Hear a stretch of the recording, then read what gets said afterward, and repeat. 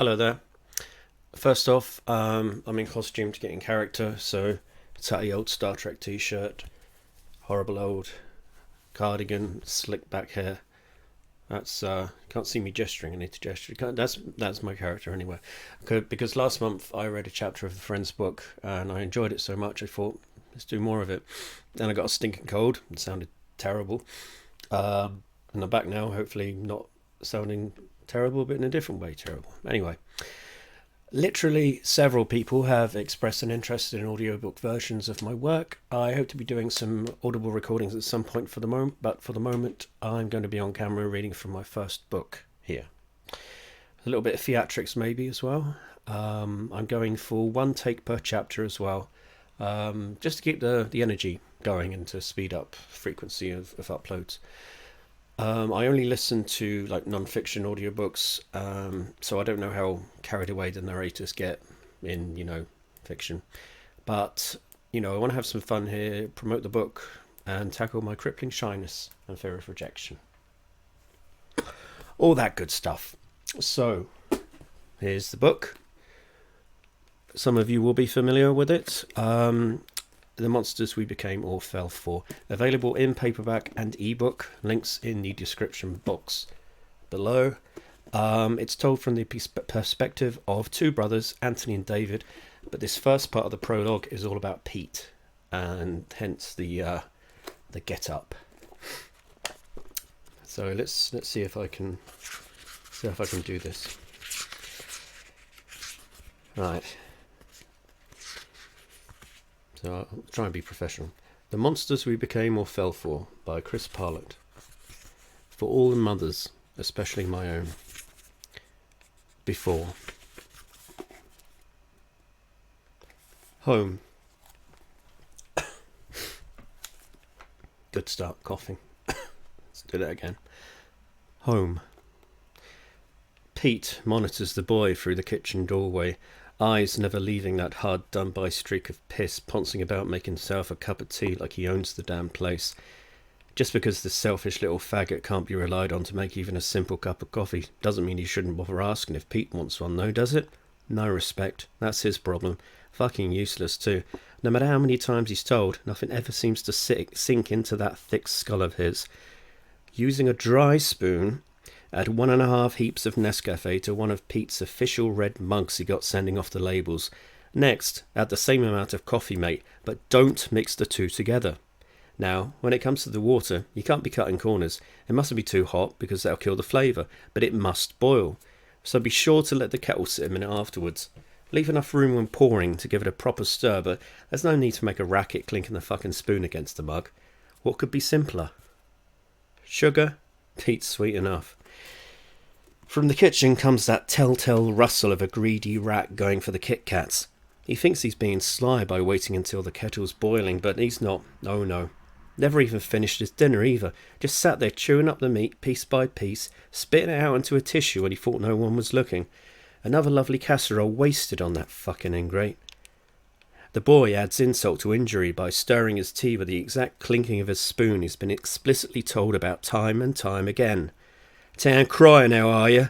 Pete snorts indignantly. "You better buck your ideas up, boy. I didn't come up on the last banana boat, so don't think you're getting one over on this old fool. Oh no, I'm wise to you, sneak thief."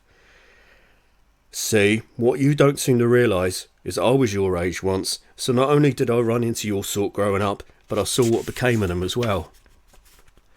Too damn lazy to work for a living, so instead they rob someone else of theirs. That's how it starts. Trouble is, once some numbskull like you gets used to flashing a blade and taking what he wants, it's never long before he realises he can just do the same thing when girls, or boys, turn him down. What it all boils down to is you're never satisfied with what you got. There are kids out there who give their eye teeth to have what you have, so you ought to think yourself lucky." With trembling hands, Pete lights one of his rollies from his baccy tin.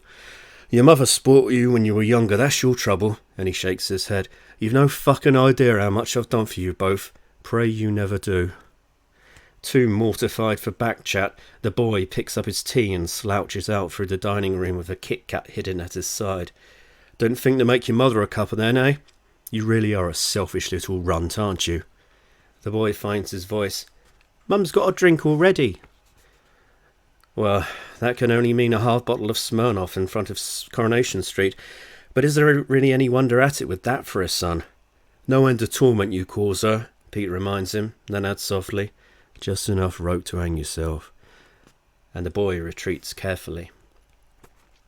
Turning back to the portable in the corner, Pete presses play on Star Trek. He's watching the episodes in order of stardate, and this is the one where Cochrane, a man whose dying wish was simply to be left drifting in space, is made forever young instead by an electric cloud he ends up sharing a planet with. 150 years go by before this telepathic cloud bothers capturing anyone else. Funny how even after spending all that time with something which resented him having any mates, he never guessed it was female. It brings him an Enterprise shuttlecraft though, with a diplomat on board who'll die soon if she doesn't get to sickbay. But one look at Kirk and Bones' face shows that cunt's been milking the shit out of dying for the entire journey. Even Spock's looking out the window. Now, of course, Pete gets that people want to see them together, but he does take issue with 3 high-ranking officers being caught with their trousers down that far from the Enterprise. In reality, something like that would never be allowed to happen, because the whole reason for being out there in the first place is not knowing what's fucking out there, right? Long story short, Cochrane throws a hissy fit after learning the cloud is female and in love with him. Kirk tries to help by explaining to it that it's against nature to pair outside your own kind, but all that does is make her jump into the diplomat cunt's body, who by now is too busy dying to be much of a cunt to anyone, let alone fight off an invader. But then she appears in perfect health, saying how they're both one in that body. Everyone just flat out believes her. Turns out that Cochrane couldn't give a toss about being fodder for an inhuman monster, so long as she looks like a proper dolly bird.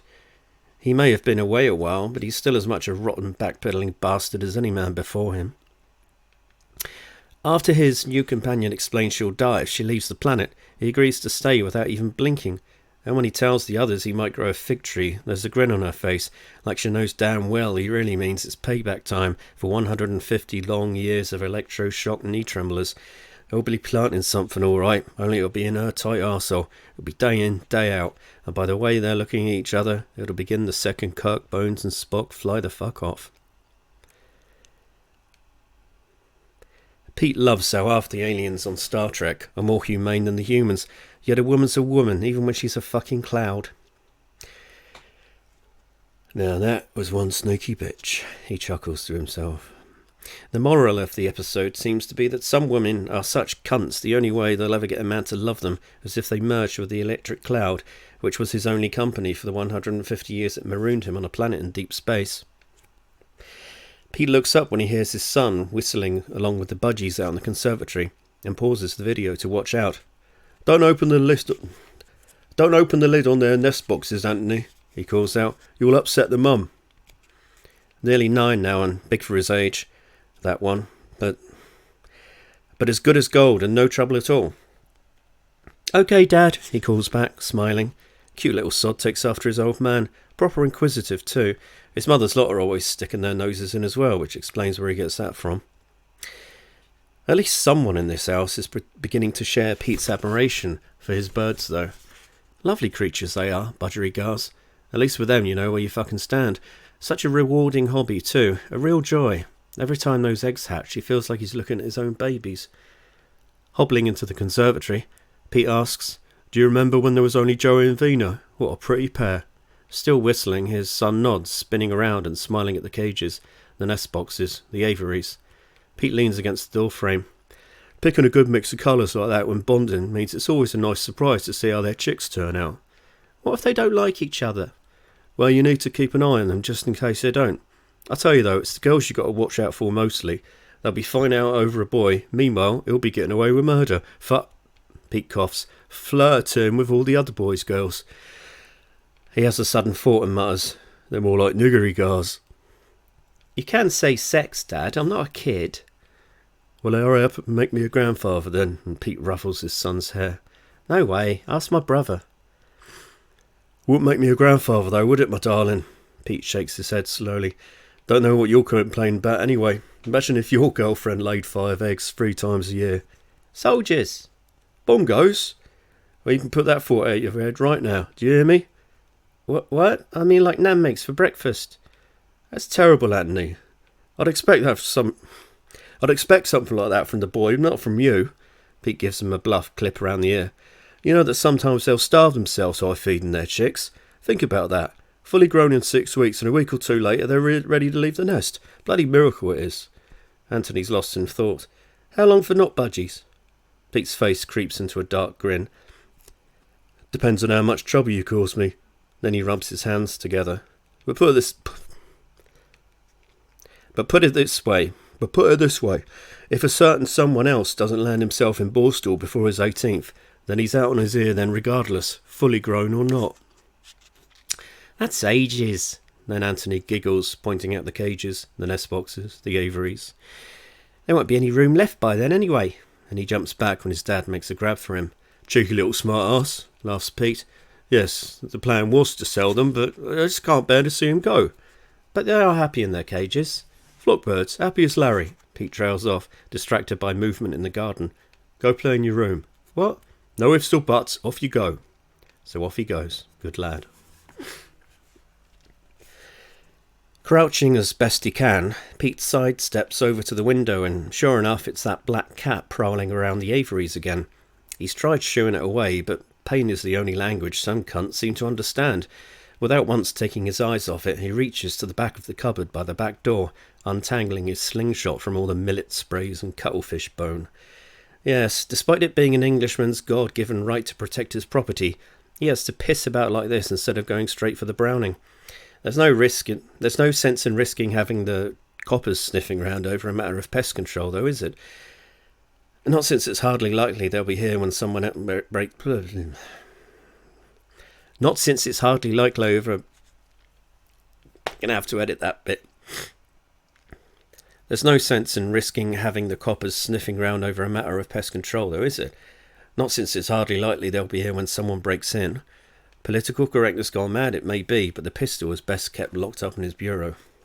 Muttering, but woe betide anyone who breaks into my house, Pete creeps across the conservatory until he has a clear line of sight through the open back door. Oh, you've had it now, you flea bag fuck. Raising the slingshot, he straightens his left arm, aiming quickly by drawing back with his right to pull the pouch to his chin, then releasing. Only the cat turns like it knows somehow, looking right at him before shooting away like lightning through the fuchsias and over the wall. You bastard fucking thing! He can't help but be impressed though. You lucky bastard thing. Pete's watch starts beeping, which means it's time for his tablets. He's got a good system going with everything in one box, divided up into days and times. Swallowing his dose down all in one, no water required, reminds him of the boy trying to play hooky the other day. The little pansy hid in the toilet, sticking his fingers down his throat, after telling his mother he felt sick. And when she gave him a paracetamol, he did what he always does and chewed it instead. That face he pulls trying to tongue the horrible taste out of his back teeth never fails to put a smile on his stepfather's face. The wife gets herself in a right fucking palaver, packing him off to school, when sure to just boot the gutless wimp out the front door in his pyjamas instead. Putting on his school uniform in front of all the neighbours would make him think twice about skiving. Afraid of a bit of hard work, that's his problem. Search. There's a fair on Southsea Common with all kinds of old military vehicles, and the plan was to leave early, drop the wife downtown, then take Anthony along. But instead everyone's waiting on the boy's father, who's late picking him up, as per fucking usual. Even to say that the no-good piece of shit is more Saturday afternoon than weekend day is being more than generous. It's beyond Pete how the wife stayed married as long as she did to a loser like that. I'll tell you for now, boy, he's not putting the kibosh on my plans, you hear me? Once your mother pulls her finger out and gets downstairs, we're leaving. You'll just have to spend the day with her and your auntie. The boy looks appalled. No. Pete watches him tie his shoelaces, and it's clear that the apple doesn't fall far from the useless as fuck tree. Making a right pig's ear of them, aren't you? Useless, he sighs. They're all wrong way. Can't you see that? Why do you think they're always coming undone, eh? How old are you? Look at the way Anthony does it. Now look at yours. Shit for brains looks all mournful. I don't... The wife cuts him off. Come on now, David. Where the hell is your father? She asks, coming down the stairs, fiddling with her last earring. You did tell him 10, didn't you? He nods, then even has the gall to try scrounging a couple of quid off her. Pete's having none of it. How in God's name have you spent your pocket money already?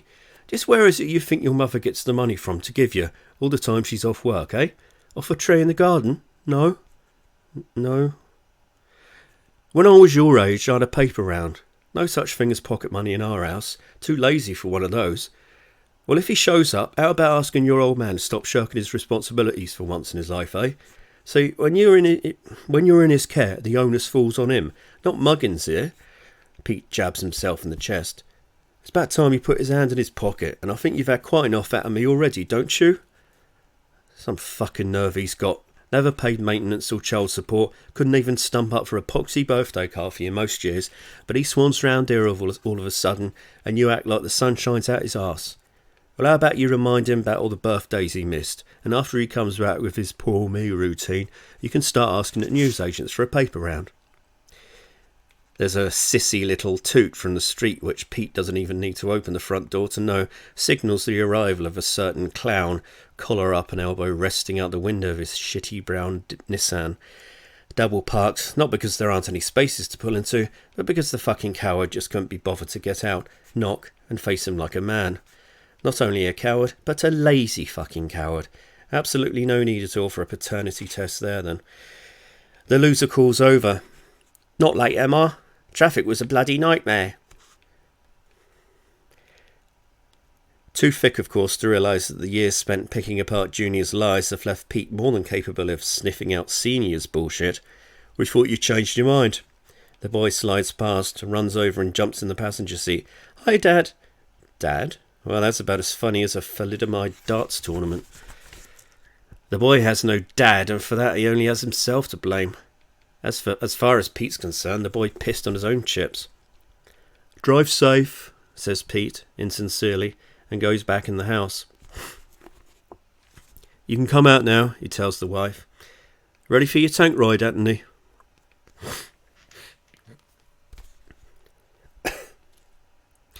He finally gets them both in the car, only to get stuck in traffic, so by the time someone cuts him up on Fratton Road, he nearly just rams the prick.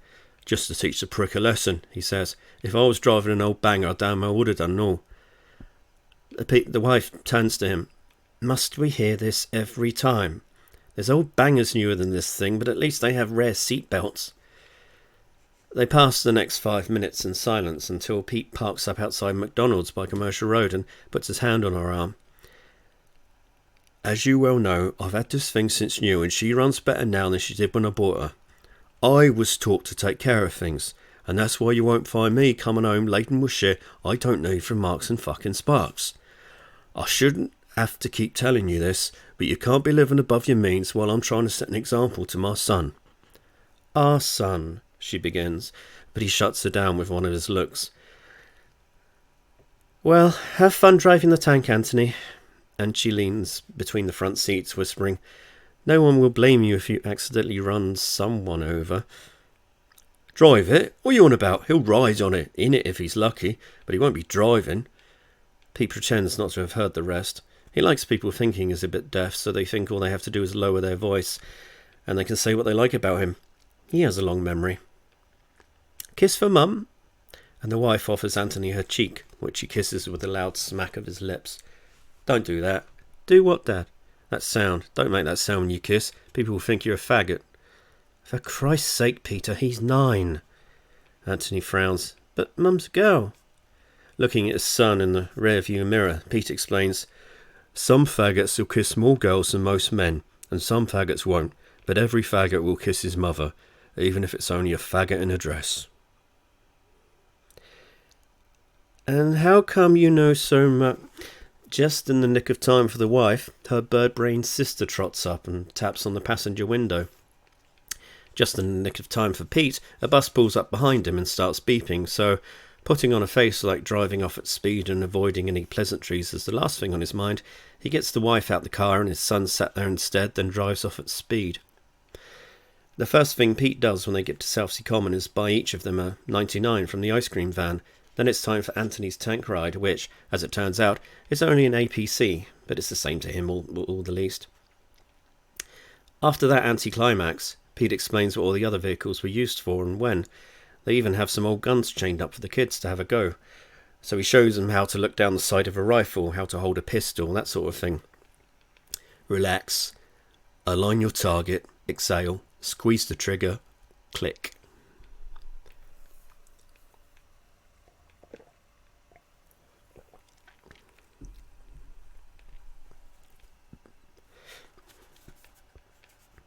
Burp now. The kid's a natural. You can see it in his eyes, in his stance, in his attitude. Trouble is, he starts on about being a commando like the wife's father, so Pete takes him to one side. You know why Matlows have Marines on their ships? So the officers have someone to dance with. Luckily, there's an RAF stall, so he buys his son a nice baseball cap with the crest stitched on, but the wind keeps blowing it off as they walk down to Clarence Pier. Funny how you probably wouldn't even get one big enough for the boy's big empty wog head. They get back to the house just after 6 and find him sat there on the doorstep looking like a sack of shit tied up in the middle. It looks like he throws something down the alleyway when the car pulls up, but Pete's not letting the scruffy little oik spoil the good mood. He'll deal with it tomorrow. Like a bad penny you are, boy. How come you're back already? He demands. Where's your old man? Dad had to go. There was things he had to do. Pete unlocks the front door and waits for Anthony to get in the house before turning to the boy. How long have you been here? I don't know, I'm not sure. Well, why aren't you wearing your watch? I don't know. What do you mean you don't know? Where's your watch? The one you got for your birthday? I don't know, he croaks. I think I lost it. Lost it? Do you think I came up on the last banana boat? You just can't stop telling lies, can you? I can read you like a fucking book. How do you lose the damn watch anyway? Did your hand fall off? More likely you've gone and swapped it at school. That or had it nicked, I bet. What's more useless than a lying waste of space who can't even stand up for himself? The boy's eyes turn all misty. This is why you're made to wait outside, Pete tells him. This is why you don't have your own key. You just can't be trusted, not with anything. Things would have been a lot different if Pete had raised him. Not much to be done about looking like that, but at least he wouldn't have turned out like this hopeless fucking pufter. We've been to the Wimpy Bar for burgers and chips, haven't we, Anthony? Where'd your dad take you?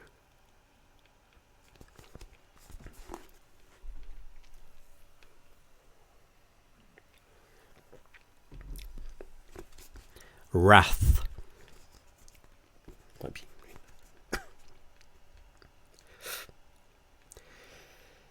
Saturday is bingo night down the Moneyfields Club, but the wife has to get her fat drunken arse in gear and make it there first. A day out with her sister doesn't usually put her in such high spirits, and sure enough, a quick check between the wireless and the living room turns up a half bottle she has on the go. Seems to think she can pull the wool over Pete's eyes, but of course he knows her little hiding places. Silly little bitch needs to get herself back to work. Used to be that's what people did. They just got on with it and kept their excuses to themselves, but these days all it takes is a few minutes to talking to some so-called doctor like that Packy she goes to for them to write you a prescription. Now you can't take a fever or a broken leg into work, but depression is just an excuse to be bone idle. Sitting around feeling sorry for yourself never did no one any good. What people don't seem to realise is they have it too fucking easy these days, and a country drugged up to the eyeballs isn't happy, it's just content being worthless. The wife's sister's husband, on the other hand, has the right idea, putting his foot down from day one, nipping the boozing in the bud before it became an issue, and making it crystal clear there was zero tolerance for a weak and crutch dependent under his roof. Kept the daft cow in check, treat that did. Unfortunately, same as with the boy, Pete turned up too late for the wife, and by then the damage was already done. He made the mistake of being too nice in the beginning too, and that's when people just walk all over you. His son's playing that computer game again, and the boy's fidgeting next to him like a junkie waiting his turn with a spoon. Fry your brain that one, Anthony. I wasn't far off your age and was out finding real princesses to rescue. Mario does that, Dad, he sighs. This is Sonic. What's a Sonic? What's it supposed to save?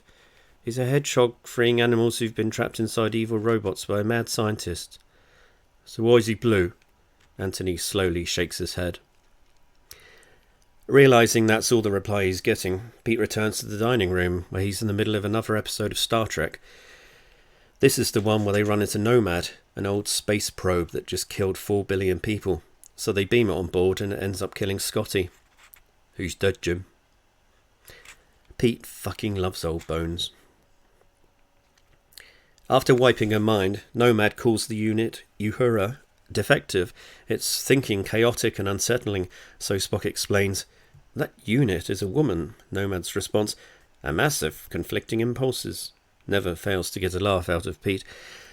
He can't help himself. Thousands of light years from Earth, and this machine understands our women in seconds. The thing he always found fascinating was how quickly they can just re-educate Uhura. It's impossible to watch and not think about some old space pro wiping the wife's mind so Pete can start again, only making sure it's done properly this time. A set of legs like Nurse Chapel's showing off in one of those blue uniforms of hers wouldn't go amiss either, but now he's just being greedy, and he tells the boy off for that. Speak of the devil, it's just at the bit when Nomad brings Scotty back to life, believing Kirk to be its creator, when the boy walks through to the kitchen and straight away Pete knows something's up. He pauses the video. What's going on? Just getting some juice? I can read you like a fucking book. Pete stubs out his rollie. What have you done now? What? Don't what me?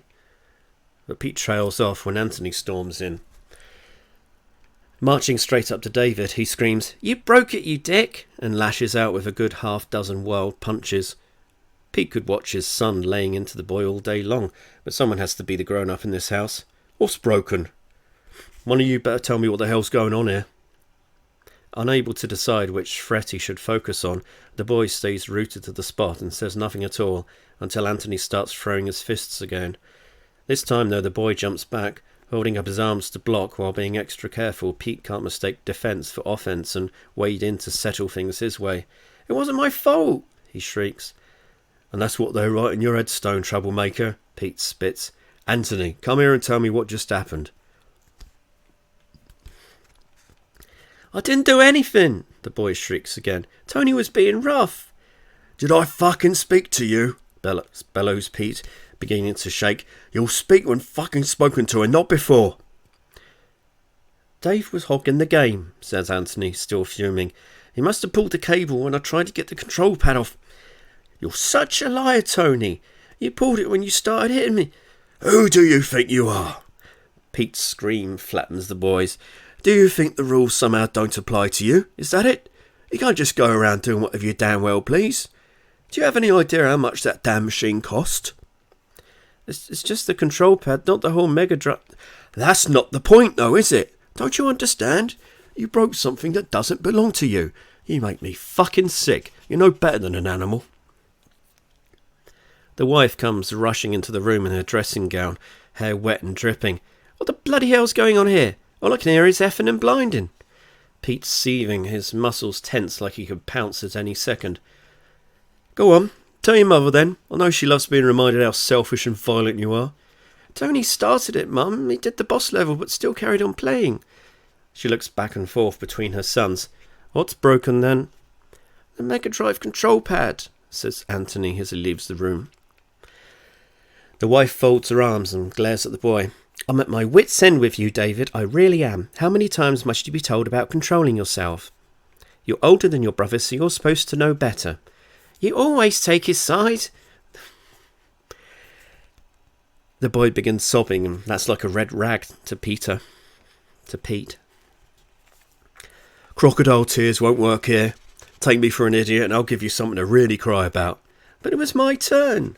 "Share. You never knew how to fucking share." "But Tony..." "Don't you dare interrupt me." Pete needs only to look past the fear and sadness in the boy's face to see him for what he really is. You're the sort of person no one will ever be able to count on. Do you realise that? Insubordinate, irresponsible and untrustworthy. That's you. Your mother used to insist you grow out of it, but she hasn't for a while now. There's no doubt in my mind that it would destroy her to learn of the things you must be keeping from her. I know you better than you know yourself, boy. Don't forget that. The only reason each and every one of my suspicions about you isn't vindicated is because your deceitfulness throws me off. Well, mark my words, there'll come a day when there's no one left for you to push away, and then you'll be just like your old man, another good-for-nothing bastard worth precisely fuck all to no one." You... The boy's tying himself up in knots, teeth gritted and fists clenched. What's this? You want to hit me? You ever try it, and I'll come down on you like a ton of fucking bricks. Pete sneers. Remember when I read you that story in the paper about the young lad starting work who couldn't even make it to Friday without killing his boss? Remember I warned you then you'd end up doing something like that one day? Well, it feels less like an old news story and more like a premonition of your future every time I think back to that now. How that lad found it easier to swing a 2x4 stuck through with nails than though he was fucking told. You're rotten, boy. Rotten to the core. You used to have 2 dads, but now look at you.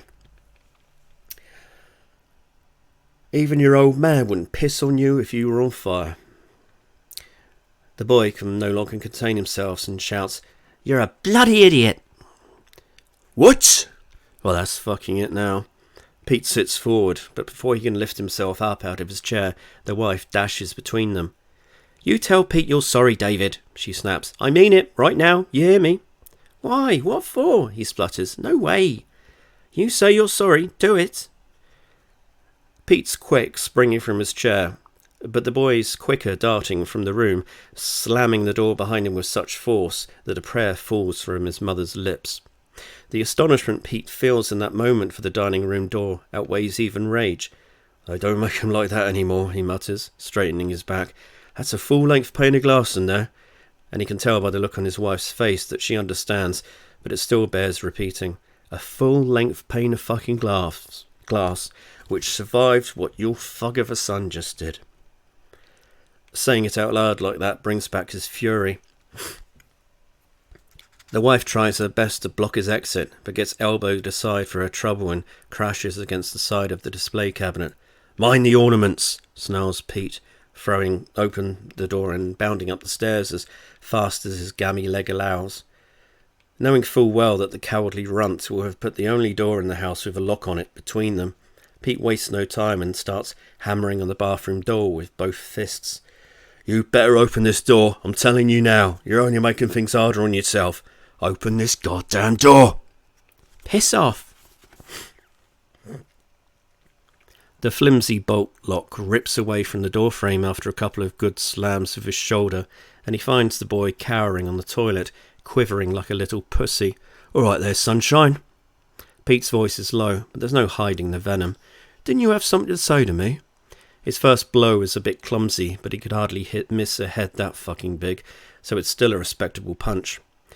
The beauty of asking, Cat got your tongue? Before smacking that leery little cocksucker right in the mouth is not lost on Pete, but there are only so many marks you can credit Anthony with. Instead, his second blow makes a solid connection with the boy's forehead. Defy me, will you? The boy shields himself as best he can, but with his arms up like that, something's bound to be left exposed. Although there's not a lot of room to manoeuvre, Pete shifts the weight off his gammy leg and puts it behind a right hook to the boy's left ear, following up as his guard drops with a volley of hammering jabs down onto the top of that thick, empty skull. Really the best place for them, since bruises won't show through that greasy mop of thick, packy hair. Credit where credit's due, though. I must be an idiot to feed, clothe and shelter a half-wit, half-caste like you. But if you think I'm letting you get away with telling me to piss off under my own fucking roof, then you are sorely mistaken. Protecting the head also leaves the liver vulnerable to love taps, enabling Pete to tease open enough of a gap to slip through the old 1-2. Let that be a lesson to you, boy, he says, still shaking with rage. The disobedience, the insolence, it all stops here. I won't stand for it. Is that clear? It's high time you learnt some fucking respect in this house. You don't realise how fortunate you are living here. Taking a step back, the last thing Pete expects to see as the boy lowers his guard is a look of such outright defiance, but there it is, clear as day. The backhander earns him sends his head cracking against the wall in such a slapstick way that Pete can't help but grin. The wife makes a big song and dance of barging in, pushing past to stand between them. What's going on? Why is the door broken? Pete's made his point though, so she needn't have bothered. It's her own lookout if she wants to pretend like she didn't wait a few minutes before coming up the stairs. Your mother's here now, but did you notice how she took her sweet time about it, eh? He steadies himself on the radiator and takes a moment to catch his breath. Any punishment which no longer rehabilitates the con should continue unabated in the understanding that the screw will reap the benefits instead. Isn't that right, love? What? Don't try and make this out to be my fault, says the wife. I'm just the arsehole in the middle all the bloody time. Listen to your mother. You need to take a good, long, hard look at yourself before pointing fingers. Pete points at the mirror over the sink. If you're looking for someone to blame, then look into that, and you'll always be shown the one who deserves it the most. Is it magic? There's something mentally wrong with you, boy. I'm sure of it.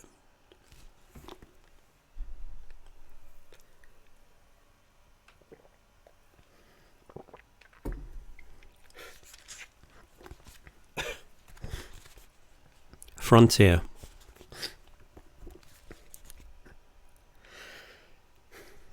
Pete lays out his raffle tickets, an even parallel and equal space between each strip of 5.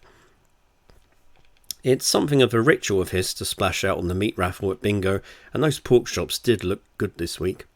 Quack, quack! He shouts along with the room, slashing through those 2 little ducks with his marker pen, but being careful not to go over the sides of the box. Sat 3 or 4 tables away, over with his fat cunt wife, fat cunt calls out he's got another line. Pete curses the boy for coming up and asking for another drink.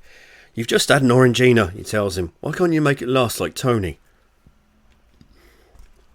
Tony got a Coke and there's more in the glass, he stammers. Look, you're not getting another drink yet, David, and that's the end of it. I fucked up. Look, you're not getting another drink yet, David, and that's the end of it, says the wife. You'll just have to wait until the interval. House! Booms Pete, half standing up in his chair to wave his card at the caller, holding up the 88 ball. Now, he may have almost missed those 2 fat ladies, but he didn't miss the wife slipping the boy a 50p piece. He's had a fucking guts full of her undermining his authority, but he says nothing, allowing neither of them to sully his jubilance at that full house and the 40-odd quid in winnings. Pete makes a beeline for the quiet end of the bar when the interval's called, and since the barmaids here couldn't pull a pint of Guinness if their lives depended on it, orders another Kronenberg. The wife's on double vodka and lemonades, no great surprise there, so he decides to have a double himself and get into the spirit of things, no pun intended. They're at a proper cognac though, so he settles for a brandy. Too fucking polite, that's his trouble. Looking across into the family room, he spies heads bobbing about, running about the pool table or whatever it is they're doing. Anthony's usually glued to the telly, but the boy seems to have found himself a girl to talk to in there. Fuck knows what she sees in him though. Not only is she older, but she's also got that filthy look about her some girls are prone to during puberty. Pete gives it a year, 2 at most, because it won't take long before she's ripened up nicely, before she realises she's way out of the boys' league and finds herself a playdate more deserving of breaking in that tight little fanny of hers. Fat cunt toddles up to the bar, looking a bit half-cut, and Pete makes the mistake of nodding a civil greeting, which is mistaken for an icebreaker. The kids seem to be having fun. That's your daughter in there. Sarah? Yeah, it's great she has some company, what with her mother and I banishing her in there every week. Well, you let me know if you get any trouble out of the big I am. What do you mean? Your eldest? Oh, they're just having fun, that's all. Hold on, let me get this straight. You thought that mulatto bastard was a son of mine? Does my wife look like a nignog to you? No, I just thought... What? What did you just think? If I ain't got a nignog wife, but I do have a nignog son, then that sounds an awful lot to me like you think I look like a nignog. Look, mate, I think we got off on the wrong foot here. I'm sorry. Yeah, you look at mate. Do you mind me asking where his father's from? Wish we knew, so I could send them both back. Pale as your arse and twice as full of shit he is, though. Now, that boy's not only a bastard, but a bastard's bastard and a throwback to boot. His grandfather probably really did come up on a fucking banana boat. You don't actually say these things around him, do you? Actually? Well, yeah, when he needs to hear it. What do you hope to accomplish by making a child feel bad about the colour of his skin? How about you try raising one for yourself, before you judge me for reminding a monkey that it belongs in a tree, eh? I'm sorry, but I feel you're being racist. It's only skin colour. It's not though, is it? Try visiting one of their shithole countries and tell me it's only a skin colour. That's the trouble with people like you. Quick to call people like me racist, but saying the differences go far deeper than colour. But fucking, I can't be racist. Quick to call people like me racist for saying the differences go far deeper than colour. But what you don't seem to realise is you're the real racist for pretending everyone's the same, that we can all coexist. When what you really mean is, sure, we can, only first we need to turn them all into a lovely bunch of fucking coconuts. That's not... I'll get it. You're a bleeding art who thinks he knows better than everyone else. I bet you just want to give Mother Earth a big hug, don't you? Now here's some food for thought. It may start off with a hug, but she's just like all the other girls, and before you know it, she's fucked. Know what I mean? Do you? The road to hell is paved with good intentions, mate. It's a slippery slope the minute we started. It's a slippery slope the minute we started dropping aid on the fucking hell. The road to hell is paved with good intentions, mate.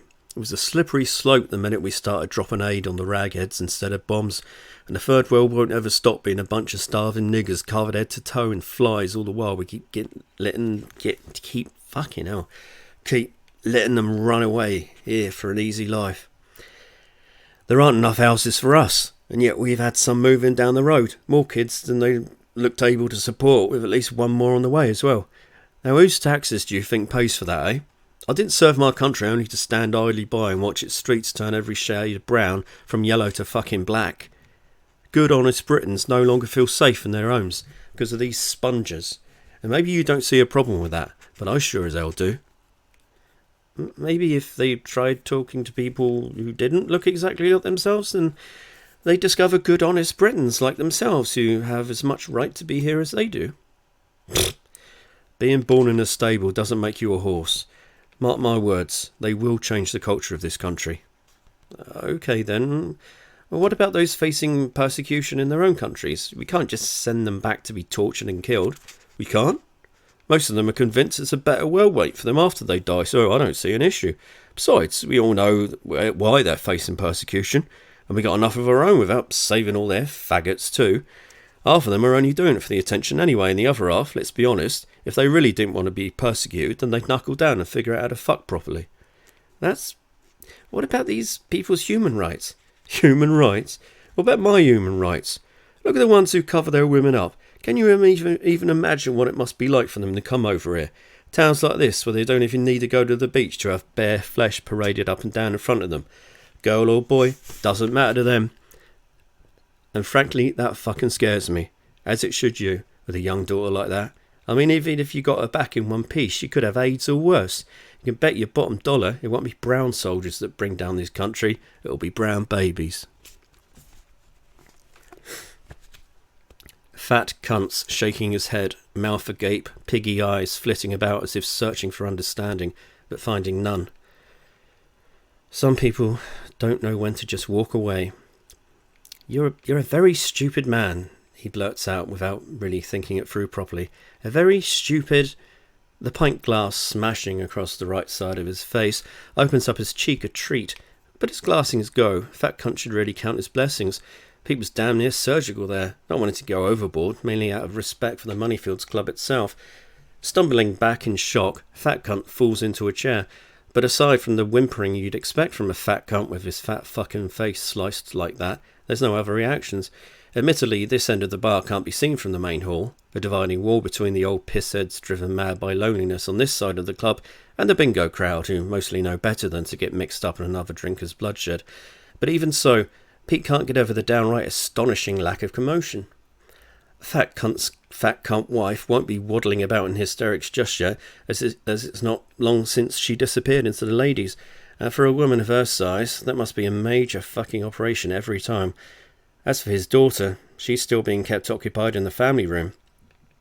Meaning the boy is actually making himself useful for once. Will wonders never cease? Tossing a bar towel in Fat Cunt's lap, Pete tells him, "Don't get blood on that chair." Andy walks through from the main hall and does a double take. "What the fuck happened here?" Quick on his feet as ever, Pete tells the manager, This bloated beast here has only been feeling up the wife's boy, and for effect he spits at the shivering blob bleeding into a bar towel. Showed not one iota of remorse either. Fucking hell. Andy shakes his head in disbelief. I'm so sorry. No, I'm sorry. I shouldn't have lost my temper in there like that. I mean, for all I know, it was the little fairy himself who made the first move. Waving away Pete's apology, Andy takes a closer look at Fat Cunt's face. Look, I'll ring a taxi to take him to casualty, and ambulance will only bring the old bill round. That's good of you. I won't forget it. He could still decide to grass you up though, Pete. I can't speak for anyone else here, but if the old bill do show up, I know fuck all about what went on here. Thanks, Andy. Pete gives Fat Cunt's shin a light kick. Did you hear that, mate? The manager won't be as much use to the coppers.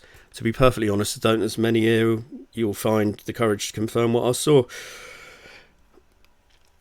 God damn it, I messed up again. To be perfectly honest, I doubt there's many who'll find the courage to confirm what I saw, that you were done over by a black. Something like that, though, I'm sure you remember yourself, eh?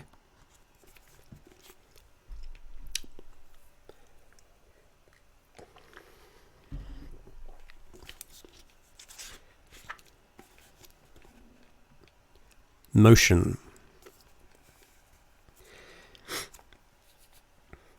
When the taxi comes to take Fat Cunt to casualty, his fat cunt wife somehow manages to look even worse than he does. Clinging to her daughter's arm, she keeps her head down and hurries out the door as quickly as those chunky fucking legs will allow. It'd be sad if it weren't so comical. I'll fit a lock on your girl's bedroom door if I were you, Pete calls after her. He might decide other people's kids aren't worth the fucking hassle. One thing's for sure, even if they do show their faces at the bingo again, it's unlikely the boy's playmate will want anything more to do with him. That's young love for you, though. In the end, Pete did him a favour. As for the coppers, no one said a dicky bird to them come last orders, so on the whole an entertaining night.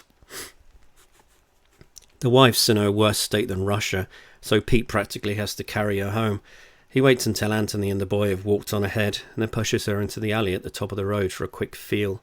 Stop it, she slurs. You'll tear me tight. Too much like our work anyway, he mutters, smelling his fingers. Just wait till I get you home. After tucking in Anthony, Pete finds the wife passed out, face down on their bed. You awake? He asks, closing the door and stripping naked. No response, so he takes off his shoes and throws them aside. Are you awake? He nudges her, but she's dead to the world, so off with her jacket and up with her skirt. Tearing her tights at the seam makes it easier to get a couple of fingers in. Still no response, but no resistance either. How come you know so much about faggots? He whispers, mocking her Portsmouth accent. Damn it. I'm doing the wrong accent, huh? Well, she, Lady Portsmouth accent is like quite, How come you know... Yeah, but I don't want to do like the mum's voice like that. How come you know so much about faggots? He whispers, mocking her accent. Is that what you meant to ask me, you cheeky cow? There's me trying to set Anthony a good example. Well, what sort of example do you think you're setting by giving him your blessing to run me over in a tank? He climbs on top and, inch by punishing inch, gets himself inside her. Is it any wonder the boy's the way he is? After a few minutes tussling for conjugal rights with an arse that's seen better days, Pete notices she's begun to sob. Shushing her, he strokes her hair and closes his eyes to finish off to the image of the sweet peach of Fat Cunt's unripe daughter. Christ! His grunts carry through the walls. I haven't had it in ages. Guess who it was that won those pork chops after all? He'll have to get the wife to cook them up for his Sunday lunch. Fucking lovely. Wow, that was a fucking ride, wasn't it? That was the prologue. That was part one of the prologues, and the next two parts are from the perspective of David and Anthony. I'm not going to subject you to those now. Kind of break it up a bit. But yeah, I'm sure these are going to get better as I go along. But gives you an idea what's going on. if you like the sound of it. This first part isn't really indicative of the rest of the book, but you'll see what I mean later. But if you liked it, get yourself a copy, or a copy for a friend, or whatever for Christmas. Yeah, part 2 maybe tomorrow. Don't know, see how my voice feels. But thanks very much for listening this far, if you have. If you want more, subscribe, like, share, all that crap. Yeah, just keep your eye out. There'll be more. You can find out what happens to Pete. Take care. Good night. See you later.